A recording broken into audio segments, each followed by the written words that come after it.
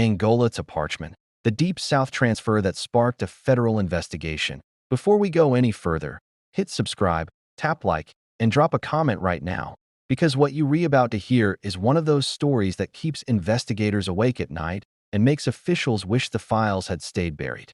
The sirens were already fading when the call came in from the edge of the Mississippi Delta. A patrol unit had pulled over an unmarked transport van just outside a rural parish road. Its engine still warm, its back door sealed tight. There were no skid marks, no sign of a struggle, and no explanation for why the van, scheduled to arrive at Mississippi State Penitentiary, better known as Parchman, was sitting alone under flickering highway lights. The driver was gone. The escort officers were gone. And inside the vehicle was a manifest that made seasoned law enforcement officers go silent. This transport had originated at Louisiana State Penitentiary, Angola, and the inmate listed on that paper was never supposed to disappear. Angola was a place that shaped men into legends, the kind spoken about in whispers by guards and inmates alike. The man being transferred had spent more than a decade there, accumulating a reputation that made even veteran correctional officers uneasy. Officially, the transfer was routine, overcrowding adjustments, administrative reshuffling. Nothing unusual. That was the story released to the public. But inside both state departments of corrections, phones rang nonstop the moment the van was found. Parchman was no stranger to secrets. Sitting low in the Delta, surrounded by flat land and long roads with no witnesses, it carried its own history of controversy and quiet cover-ups. The idea of moving one of Angola's most tightly monitored inmates there raised eyebrows immediately. Captain Eli Monroe, a transport supervisor with 20 years of experience, had flagged the transfer weeks earlier. He wrote in an internal memo that the route, the timing, and the staffing levels didn't align with protocol. The memo went unanswered. Now Monroe stood beside the van, staring at the locked doors, feeling the weight of a decision he hadn't made but might be blamed for. State troopers opened the vehicle under orders from Baton Rouge and Jackson officials on a joint call that crackled with tension. Inside, everything was intact. Restraints unused. Bench seats empty. No inmate. No officers. Just silence and the hum of cooling metal. The investigation began before dawn. 2 states, 2 prison systems, and 1 missing transfer. Federal authorities were notified within hours, quietly at first. The last confirmed checkpoint placed the transport near a decommissioned way station an hour earlier.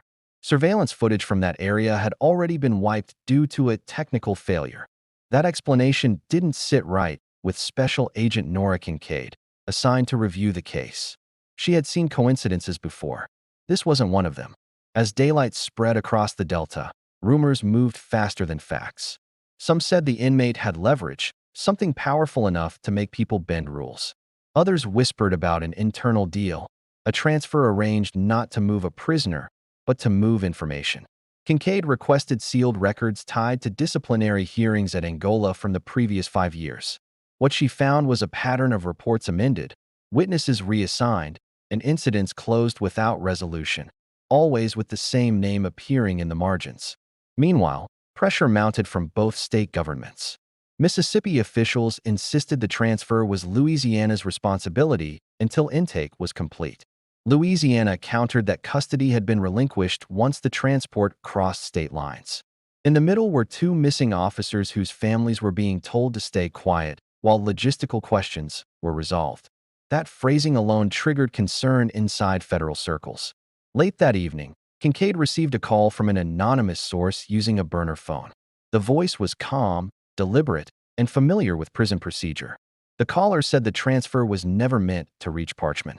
It was meant to stall an inquiry that threatened to expose years of coordinated misconduct across multiple facilities. Before the line went dead, the caller added one final detail. There was a secondary location tied to the route, a place not listed on any official document. When agents arrived at that location, an abandoned intake facility used briefly after Hurricane Katrina, they found a locked basement level that hadn't appeared on recent blueprints. The door showed signs of recent use, not decay. As the key turned and the hinges creaked open, Kincaid realized the missing transport wasn't the beginning of the story. It was the warning. By the time dawn broke over the abandoned intake facility, the investigation had already split into 2 battles: what had happened during the transfer and why so many people were desperate to keep it buried.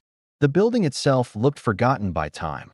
Cracked concrete, rusted railings, faded warning signs barely clinging to the walls. Yet inside, the dust told a different story. Footprints, fresh tire marks.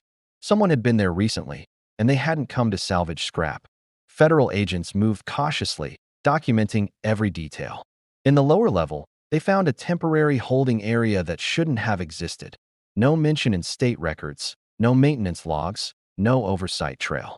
The restraints were bolted into the floor, recently cleaned, as if someone had tried too hard to erase evidence. That effort only made it worse.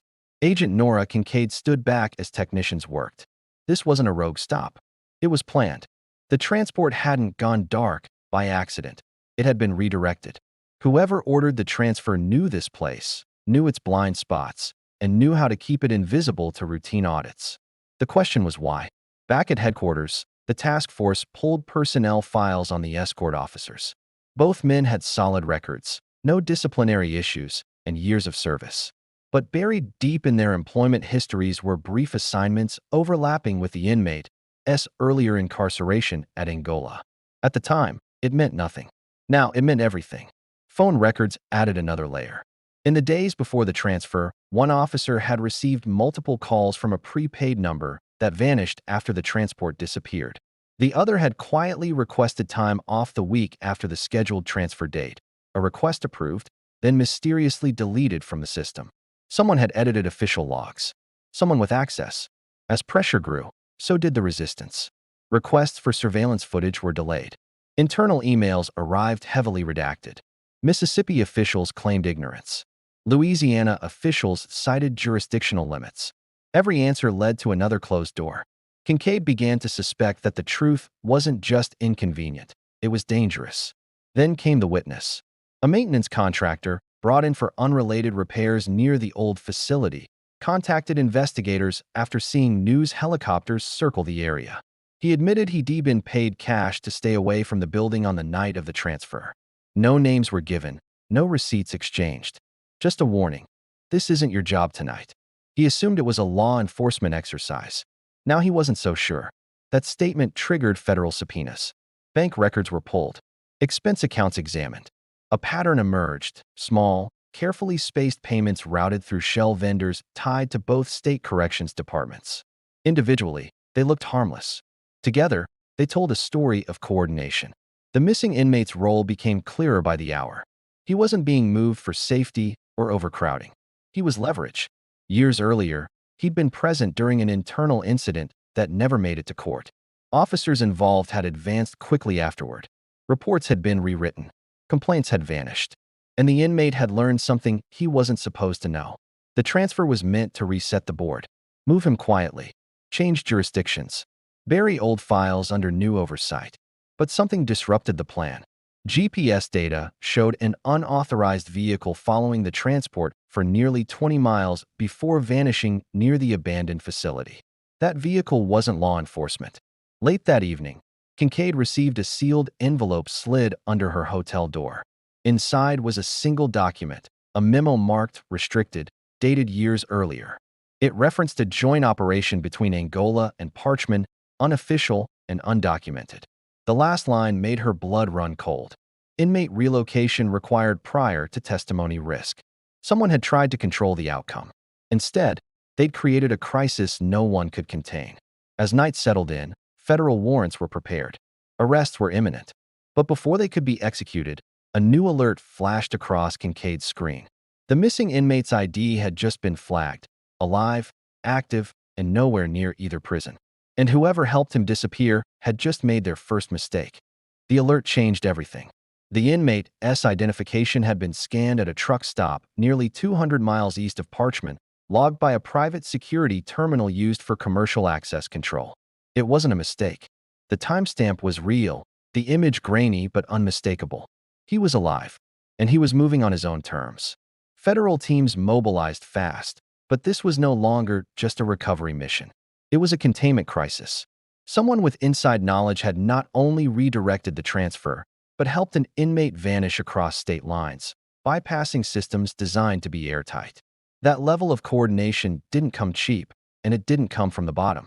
Agent Kincaid understood the risk immediately. If the inmate surfaced publicly, he could expose years of buried misconduct spanning 2 states. If he disappeared again, permanently, the truth would vanish with him. Either outcome threatened careers, budgets, and political futures. As warrants were executed, the facade finally cracked. 2 mid-level corrections administrators were arrested within hours, one in Louisiana, one in Mississippi. Both claimed they were following instructions. Both refused to name names. Their attorneys arrived almost instantly, as if pre-warned.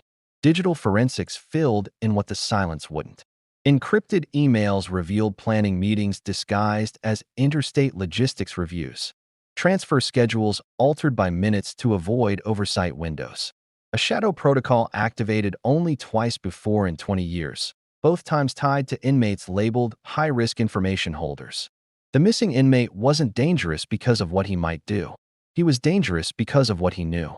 Meanwhile, surveillance teams tracked the truck stop lead to a rural motel. The room had been vacated hours earlier, paid in cash. But in the trash bin outside, investigators found something overlooked in the rush, a folded piece of paper with a handwritten note. They told me I'd be safe if I stayed quiet. They lied. It wasn't a confession. It was a warning. The inmate wasn't running blindly. He was drawing attention, forcing the system to chase him, forcing exposure with every move. Each scan, each trace, each sighting created a new record that couldn't be erased quietly. He was weaponizing transparency against the very institutions that tried to silence him. Under mounting pressure, a closed-door federal hearing was convened. Testimony was sealed, but the outcome wasn't. Oversight committees were formed. Emergency audits launched. Long-forgotten complaints resurfaced, suddenly taken seriously. What began as a routine prison transfer had detonated into a national reckoning on inmate handling, interagency accountability, and the dangerous cost of secrecy. 3 days later, the inmate surrendered voluntarily at a courthouse, not to state authorities, but directly to federal marshals. No spectacle, no resistance, just a quiet walk through the front doors, watched by cameras that finally made the story impossible to suppress. In exchange for protection, he talked. He confirmed what investigators suspected and more than they expected. Names, dates, locations. Not rumors, records. Decisions signed off at levels far above the officers who'd taken the fall. The transfer wasn't meant to move him. It was meant to break the chain of evidence. Instead, it exposed it. Public statements from both states called the incident an administrative failure. Internally, it was described very differently. Careers ended overnight. Policies were rewritten. Entire departments were placed under review. Yet many details never reached the public, locked behind sealed filings and national security language that felt far too convenient. Officially, the case closed with reforms announced and assurances made. Unofficially, no one involved ever spoke about the transfer again. Not the officers, not the administrators, not the politicians who approved budgets tied to silence. And that silence spoke louder than any report ever could. Because the most unsettling truth wasn't that the system failed. It was that it worked exactly as designed, until one transfer went wrong. If this story pulled you in, if it made you question what really happens behind locked gates and official statements, make sure you like, subscribe, and comment where you're watching from. Stories like this don't end when the cameras turn off, and you won't want to miss the next one.